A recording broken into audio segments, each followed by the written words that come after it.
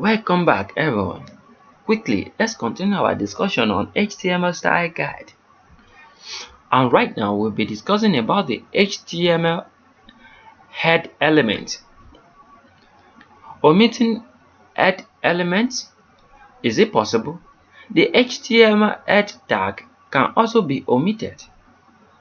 Browsers will add all elements before body element to a default head element. As you can see, definitely you can use HTML code without the head element.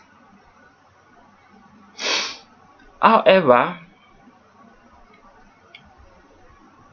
we recommend using the head element because it is very important.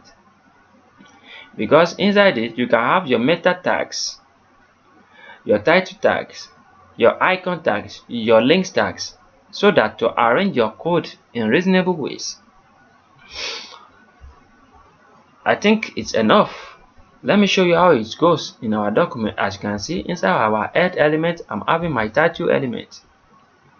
That is the part of the benefit. The head element is also semantic. You can check our semantic HTML tutorial, our semantic HTML playlist to know about semantics. So it's important. When you use it, it's good. Anwar akorede ayofe is my name. I wish to see you guys next time. Have a great day. Thank you. Bye bye.